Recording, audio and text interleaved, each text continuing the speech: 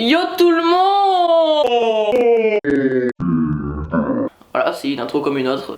Yo tout le monde. Donc j'espère que vous allez bien. Aujourd'hui moi ça va nickel. Aujourd'hui on se retrouve pour une nouvelle. Ça fait 2 fois aujourd'hui comme ça commence à casser les... On va analyser dans cette vidéo. Analyser si je puis me permettre ma progression en trot pendant 1 an. Donc voilà, c'est pas une vidéo pour me vanter et tout. Genre enfin ça sert à rien quoi. Tout le monde peut arriver à faire ce que j'ai fait en 1 an. Donc il n'y a pas de vantation.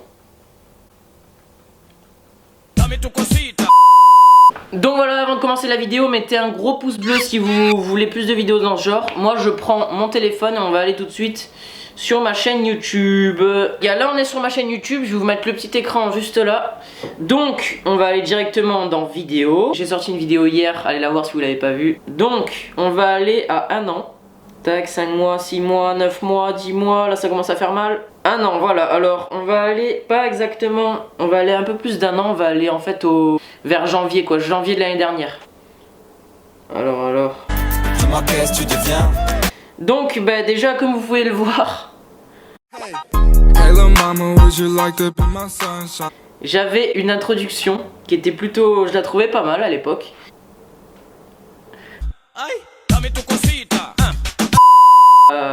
Bah voilà, si vous voulez une introduction avec un peu tout ce que je mets sur la chaîne, genre une petite bande annonce, dites-moi, mais je pense que c'est pas vraiment important en fait pour les vidéos.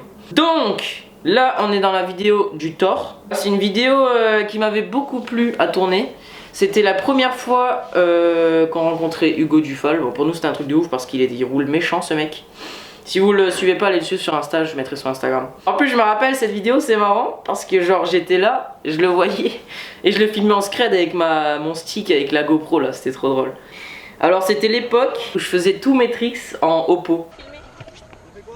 Donc voilà, genre je mettais finger heel, je mettais Oppo kickless, je mettais que des trucs comme ça. Donc les gars, si vous voulez commencer la trotte ou que vous commencez juste la trotte, essayez d'éviter de faire du Oppo parce que genre c'est une perte de temps de ouf. Bon après les 3 autres cons c'est toujours des merdes, hein, on va pas se cacher.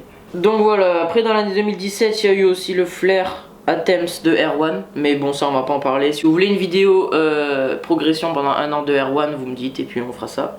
Donc ensuite la vidéo qui est pour moi une vidéo assez importante aussi. C'est la première après-midi au local. Donc en fait c'était comme des espèces de vlogs mais où on bougeait pas, on faisait que du parc. On faisait que des tricks et puis on mettait ça en vidéo. Alors voilà, à cette époque je mettais pas grand chose de ouf. Là j'étais content parce que je venais de mettre Hill Rewind double. Donc c'est pas mal hein, franchement pour un début c'est pas mal tu vois. Ensuite, 3e vidéo, c'est la vidéo Fizz 2017. Donc c'était la première fois que j'y allais. Pour moi c'était vraiment un truc de fou. Genre j'ai vu plein de trucs de ouf, plein de tricks de dingue et tout, sauf en trot. C'était bien quoi, enfin le vélo c'était pas mal. Sinon d'ailleurs, petite anecdote au Fizz, c'était assez drôle. Je marchais pour rentrer au camping, on était au camping pour aller au Fizz. Et genre on marche dans les rues de Montpellier et tout, puis là je reconnais un gars tu vois. Je le regarde comme ça, je fais putain mais je le connais. Et genre en fait, c'était Tommy Loison de la chaîne Ozar Channel, que j'aime beaucoup d'ailleurs, tu passes par là gros. Et en fait, je passe comme ça, et je vois il me regarde le mec, je fais mais qu'est-ce qu'il a? Et du coup je regarde comme ça et tout, puis après j'ai envoyé un message, il fait c'était pas toi qui étais au Fizz? Il m'a dit si et tout, j'ai dit bah je t'ai vu vers là, à tel endroit. Et il m'a dit ah ouais t'es le mec qui me regardait de travers non? Alors après, les années passent et ouais. Ensuite nous avons, il y a des vlogs, on a fait surtout des vlogs en fait il y a 9 mois donc ça devait être en... On a fait surtout des vlogs. Du coup on a fait des vlogs au Thor, des vlogs putaclic. Voilà des vlogs à Marseille. Le vlog à Veden avec Hugo Dufal. C'était plutôt marrant parce qu'en fait on était allé pour rouler. Et tu vois on avait commencé à se faire un peu pote avec Hugo. Donc on y est allé en fait et on avait tellement on était tellement fatigué qu'on n'a pas roulé, on a filmé que Hugo. Donc voilà, ensuite il y a des Game of Scoot, donc ça on s'en fout. Ensuite vient l'époque des vacances en fait, c'est les vacances d'été. Donc je suis allé pendant 3 semaines aux alentours de Frontignan. Et j'ai roulé les parcs de Ballaruc, de Grammont et tout. C'était un truc de fou. Mais j'étais, on va dire que j'étais pas très doué. Du coup, je mettais quasiment pas de tricks. Mais c'était tellement bien. Enfin, je pense que vous connaissez la sensation de rouler l'été, les gars. C'est trop bon, sans déconner. Du coup, voilà, parc de Ballaruc, petit coup de cœur 2017. C'est vraiment un bon parc. Il n'y a pas grand chose, hein, mais genre, t'es vraiment bien dedans. Tu vois, t'as la mer. Il fait beau. On est bien. Par contre, il n'y a pas de réseau, c'est casse-couille. Mais voilà, sinon, c'est un bon parc si vous passez par là. Allez-y et snappez comme ça et dites-moi, ouais, je suis à Ballaruc et tout. Ça fait plaisir. Donc voilà, vraiment le best trick à Ballaruc, les gars, pour vous dire, c'était un buttercup en fly. Voilà. Bon, c'était pas mal déjà pour l'époque, je trouvais ça pas mal.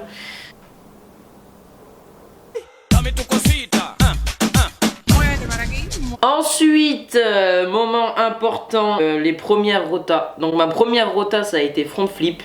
J'ai essayé pour la première fois, genre passer la tête en bas, tu vois, au local en fait, sur des matelas avec Baptiste. C'était une session plutôt cool. Et du coup, bah, juste après, je l'ai mis au Palais de la Glisse avec Erwan, une session avec Erwan. C'était un truc de fou, il n'y avait personne au palais, c'était l'été. Et du coup, j'ai mis ma première rotation il y a 7 mois. Voilà, c'était un front.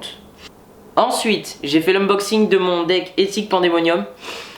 J'ai mis avec ce deck Flair. Donc voilà, j'ai fait mon Flair Attempts avec ce deck. Mec, t'es passé. Mec, tu te fous de ma... Mec. Mec.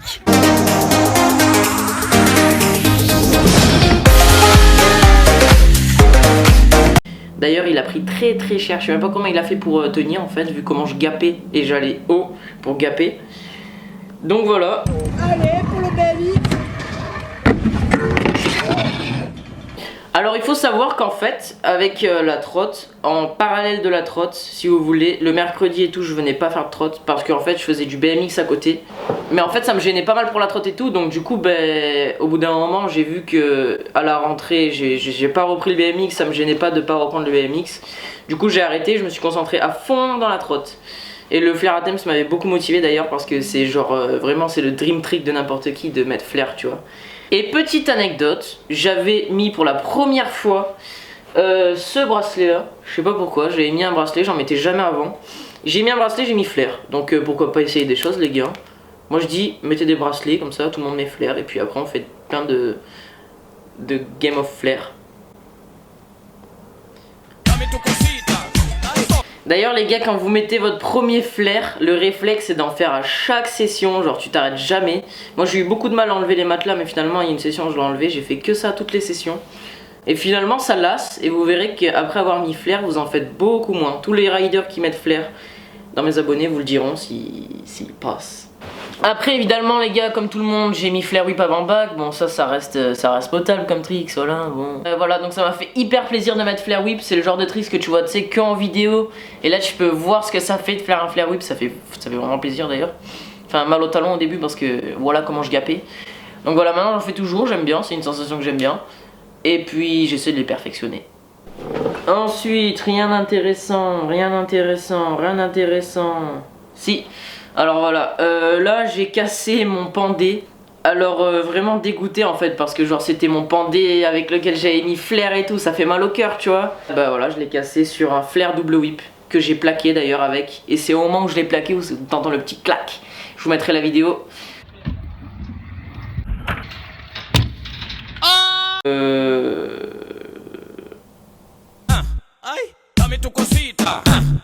Ensuite j'ai eu mon deck Dante Hutchinson, j'ai fait un petit unboxing, ça m'a fait vraiment plaisir. Donc avant d'avoir mon deck j'étais allé au CDK Infest où j'avais vu Dante, j'avais testé, j'avais kiffé de ouf son deck.